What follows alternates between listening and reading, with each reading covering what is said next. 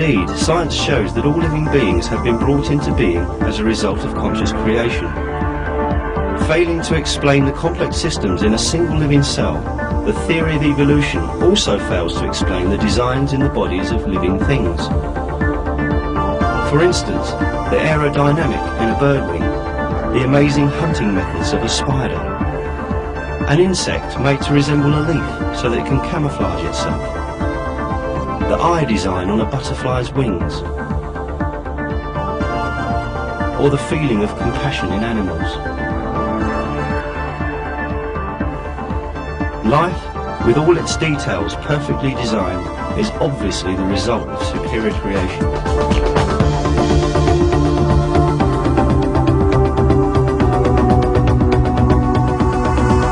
That superior creator is the Almighty God, the Lord of the heavens, the earth, and everything in between.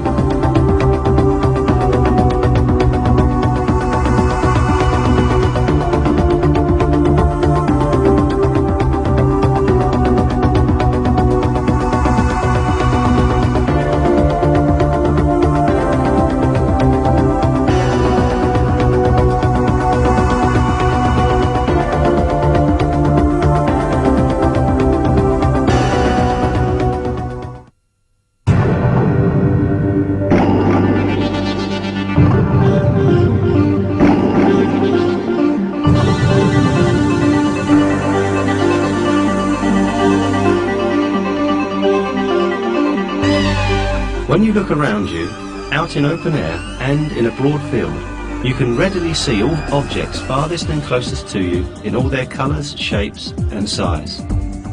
This view, which you have obtained without making any effort, is produced as a result of numerous complex reactions and interactions in your body.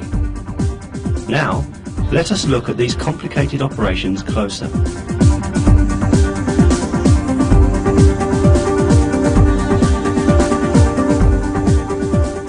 The human eye has a fully automatic mechanism that works perfectly. It is made up of the combination of 40 different basic parts, and all these parts have critical functions in the process of seeing. Any defect or disability in even one of these parts would make seeing impossible.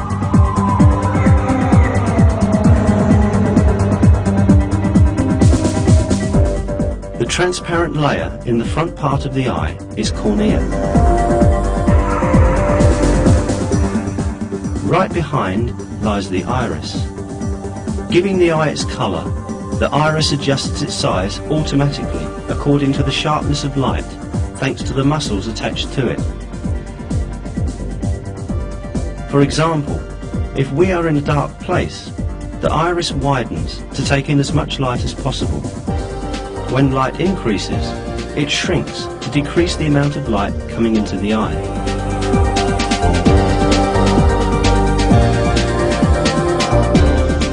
The automatic adjustment system in the iris works like this. The moment light comes into the eye, a nerve impulse travels to the brain and gives message about the existence and brightness of the light. The brain immediately sends back a signal and orders how much the muscles around the iris will contract. Another eye mechanism working parallel to this structure is the lens. The duty of the lens is to focus the light coming to the eye onto the retina layer at the back of the eye. Thanks to the movement of the muscles around the lens, light rays coming to the eye from different angles and distances can always be focused on the retina.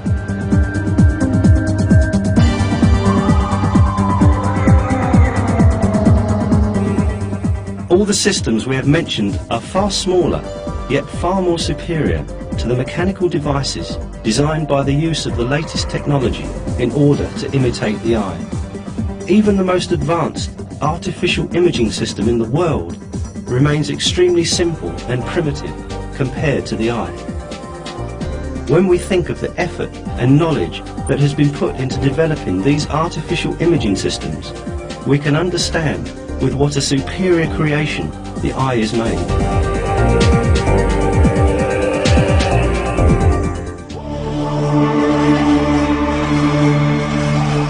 If we examine a single cell in the eye, at the microscopic level, the superiority of this creation will be further revealed.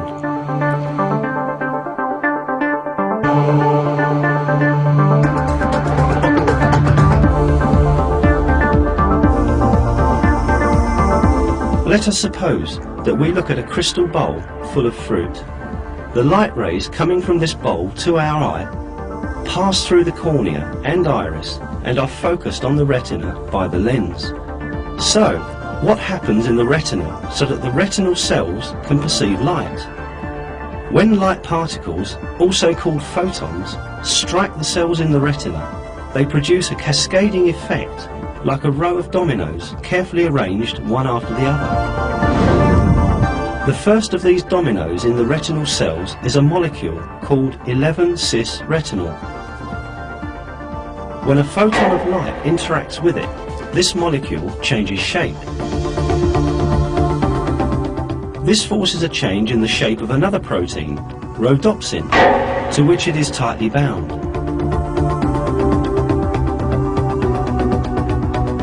Now, rhodopsin takes such a form that it can stick to another protein called transducin, which was already present in the cell, but with which it could not interact before due to its shape's incompatibility. After this union, another molecule called GDP also joins in this group.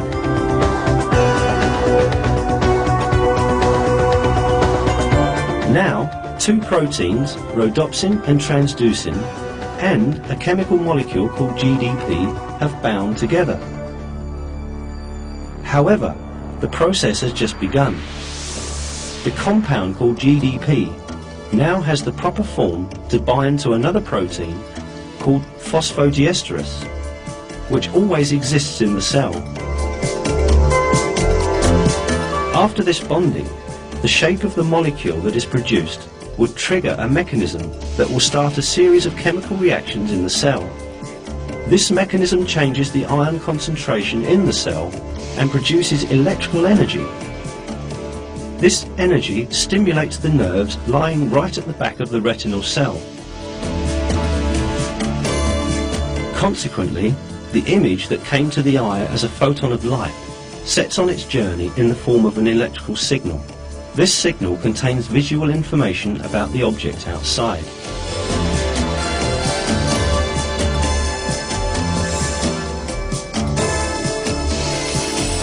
In order for seeing to take place, the electrical signals produced in the retinal cell have to be transmitted to the centre of vision in the brain. Nerve cells, however, are not directly connected to one another. There is a tiny gap between their junction points. How then does the electrical stimulus continue on its way? At this point, another set of complex operations takes place.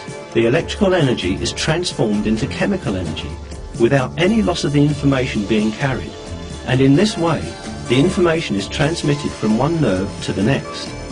The chemical carriers located at the junction points of nerve cells successfully convey the information contained in the stimulus coming from the eye from one nerve to another.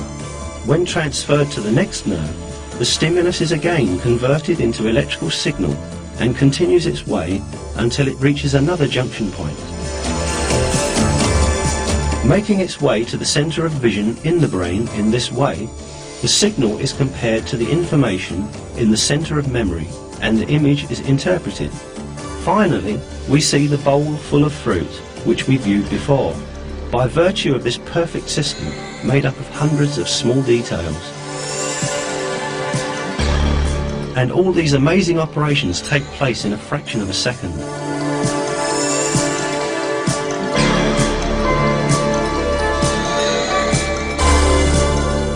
Moreover, since the act of seeing takes place continuously, the system repeats these steps over and over.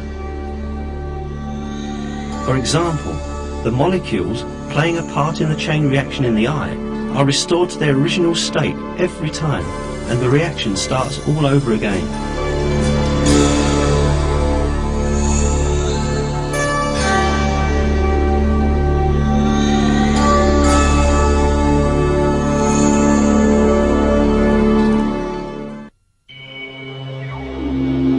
Of course, at the same time, many other equally complex operations are taking place in other parts of the body. We may simultaneously hear the sound of the image we are viewing. And depending on circumstances, we may sense its odour and taste and feel its touch. Meanwhile, millions of other operations and reactions have to continue without interruption in our body if we are to go on living.